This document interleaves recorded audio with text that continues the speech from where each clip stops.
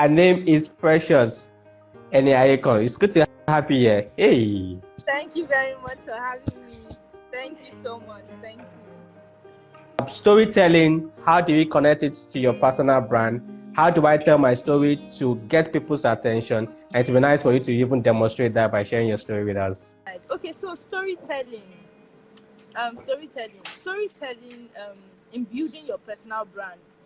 First, it helps you build trust. People can trust your brand. People can say, oh, I know where she's coming from. I know where it's coming from. And for me, I use storytelling a lot. Because it helps people know who you are as a person, so they can relate to whatever you are selling. People buy from people, not from brands per se. So why will I patronize Precious instead of maybe a Chukwebuka? I can relate to Precious. She's my friend.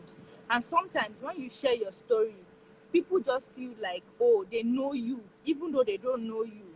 I don't know if you understand what I'm saying. Yeah. So sometimes I share my story not because I want people to, I just want to share it. They are not always so nice stories. I didn't come from a very privileged background, so they are not stories that I just want to share because I feel like it. But I'm sharing it so that people can connect to the brand, so that people can either have emotional attachment or joyful attachment, or make people happy as well. You need to share you shouldn't be ashamed to share your story, especially if you want to build a profitable personal brand, because that is where you get people. And for me, I run a non-profit, so storytelling is a major part of what I do to get money out of people's pockets, because people will necessarily not drop their money if they cannot trust your brand. People will not drop their resources. People will not give you their time if they see that, oh, this person just to come here and just make noise. We don't know who she is. And that's why making use of your story, Insta story, Facebook story, whatever story, that's why they named it story. It gives people an insight into your personal life, your daily life. And I want to start an initiative. How do I start? In a step-by-step way, using TSI as a way of starting to give people that case study of how you got started and where you currently are now. Okay. So for TSI, at first it wasn't TSI. The name was Lighthouse Foundation. Most people didn't know that. Then it was just me and my best friend, so we could do any nonsense we wanted to do to test the brand. And for me, Okay. TSI was not a second option. Like, okay, maybe I didn't have a job, so TSI is a way to eat. Like, that was the second option. It was just born out of passion to help people. So, and that again is building a personal brand, solidifying your brand. Let people know what you're passionate about. Yours doesn't have to be an NGO. Yours can be anything, can be music. You can be a doctor and love music, but infuse that part of it into your personal brand as well. So TSI came up, like, I was just looking for a name. I didn't want to use my name. And I'm like, what should I do? Then I thought of Stella, outstanding. So Stella means outstanding, different, excellent, initiative. So I'm like, okay, because at TSI, excellence is our watchword. It's either we don't do anything at all, but we have to do it well. So I'm like, TSI, the Stella Initiative, TSI. And it's short. So if you cannot even remember the Stella Initiative, you remember TSI. So that was how we started, and we kept building. And the thing about it, so TSI is what it is now, because we have put in the work. And I see people say, oh, is it not just online? They'll just do whatever they want to do. So you go and say you are going to a community. You don't take quality pictures. You don't pay attention to details. What are the details? From your attire to how your team members dress, to everything is what people look at, to the output. And storytelling also, the medium that we can use to tell stories are pictures, videos, media, and all those things are the ones that will portray your brand well. if my personal brand, if my what I'm doing currently is not giving me value, is not attracting, is not connecting, is not giving me results, I'm frustrated, I'm tired. What can I do to revamp my brand? It's been existing for years. I've got a company, the pandemic came and it showed me a lot of things I wasn't doing well. So how do I rebuild or restructure or revamp my brand? As an expert, how will you help someone who wants to revamp his brand? Well, that's a huge question. But first, you have to sit down. Okay, You have to sit down and evaluate what you have left. What do I okay, have left? What do I have left? Like, okay, so where am I? My um pandemic came, people are not buying from me or people are not liking my post. Write it down. Okay, so how many followers do I have? What social networks have I been using? What has gone wrong? And everything. So you have to start from where you are, right? Then secondly, you have to re-strategize. So it's not like you're scrapping the whole plan, but re-strategize. So I've been doing this for 4 years and it has not been paying me. What can I do differently? So I can't really say, because if I help you build a personal brand, I have to work with specifics. So, but this is a general answer. I need to know where you are at. I need to know what you want to achieve, because building a personal brand, you can build it as anything. I can even be maybe studying medicine in school and I say today, oh, I'm tired of building my personal brand around doctor or medicine or dentist. I want to go into real estate and start a fresh personal brand. I can do that. You can build a personal brand on anything, but first, start with where you are, start with what you have, and re-strategize. so Precious, over to you. How did you survive all of those experiences when you were in school growing up till this stage? Hmm. Uh, Don't cry in this so meeting now. how?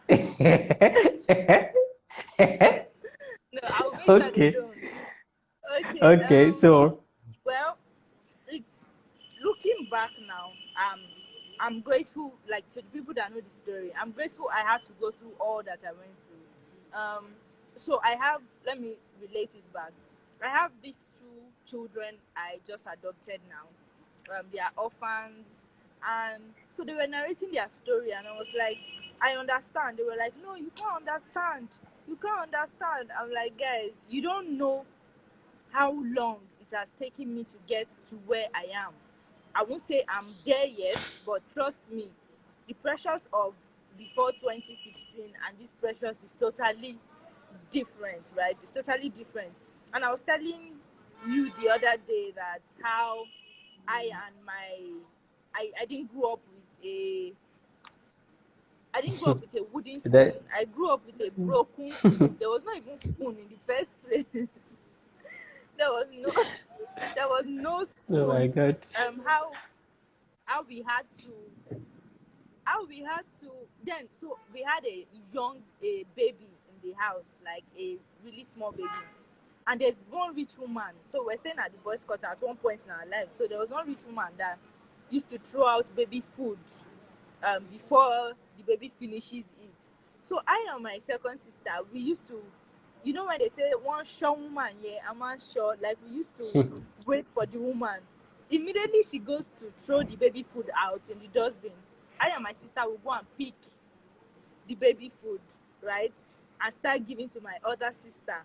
Do you understand? So that's how terrible life was. There were days Mm. when, for weeks, if we manage to get a cup of rice, we have to sprinkle ororo on it, granite oil. Wow.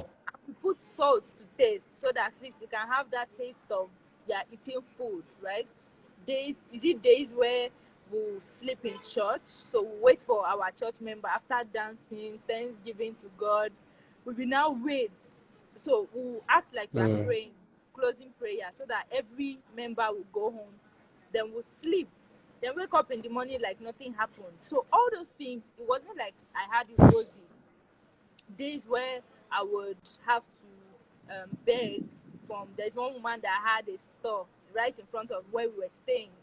She named it Precious Store, but I will always go there like in the afternoon and say, good afternoon, ma, please, we have not eaten. And the woman likes me because obviously my name is Precious, so she just gives us fish roll, and sometimes she won't give us more than that, though. Not like she has given me digestive biscuits or Malbitis before.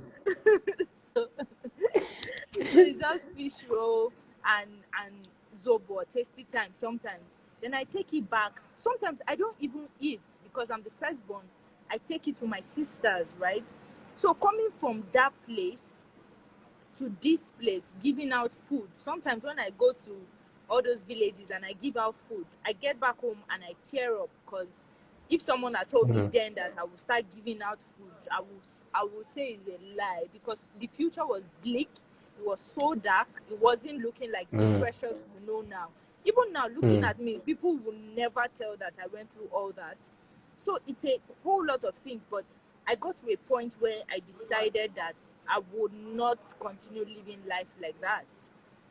I got to a point where in school, I started to talk to older people, share my I'm a street person. Forget the makeup. Yo, itaratara gbadun. I'm a street guy. Like, I'm on the streets, right? So I had to say, see, we cannot continue in that space. I suffered a lot of emotional abuse, because imagine parents having to go out every morning to look for food. They come back cranky, a whole lot is not working, and they lash out, say all sorts of nasty stuff. I suffered sexual abuse, because in my days of going to beg for food, beg for money, beg for school fees, the uncles will be like, hey, come to hotel, come to this one. It's a whole lot of things. But my life changed when I spoke. So there's this woman. She's not from my state. She's from Ebonyi or so. She just took interest in my family, and she would always come. And the first time I went to Tantalizers, that day, the fish roll, I ate that fish roll for 2 days. So I cut half. I took it to school. I was showing people. I was in SS WhatsApp. I was showing people fish roll. The next day, I took the remaining half to school. So, but that woman inspired me, because she doesn't know my family from anywhere. She just took interest in us. Sometimes there was a day, my uncle bought my sister a 16,000 naira school shoe. And instead of us to be happy, we were crying, because we were really sad, because 16,000, that money can change. Oh that my money God. can change I our can imagine. generation as at that time. Wow. But looking back now, and that has inspired a lot of things I do for other people, because I understand what it meant to sleep hungry. I understand what it meant to be chased out of school. It was so bad that, so when they are calling for school fees, people that were owing school fees, if I hear my principal's noise from SS1A and me, I might be in SS1C, I'll just tell the teacher, ma, please, I'm purging, I want to go out. Because so I'll just say, I want to go out. Wow. The teacher will say, wait, Mr. Lawa is coming to send people out for school fees. I say, I've paid. I'm just purging. So I will run. Mr. Lawa will come and send everybody out. Then I will come back from the toilet. I will hide in the toilet for hours. So all those kind of street sense, I think those are part of what has helped me. Those are part of what has helped me. Now you cannot do it for 1 night, because I've done all these things when I was in Shango Day, right? But looking back now, I can laugh about the story, because I have had to go through different phases, and now I am passionate about helping people that are hungry, people that have been abused, people that are homeless, and people that has known poverty firsthand. Right? Thank you so much. Thank you. So guys, it's a wrap. Over 60 minutes with a conversation with Precious Eniayekan. She's the founder of the Stella Initiative, one of the few foundations helping to put smiles in people's faces.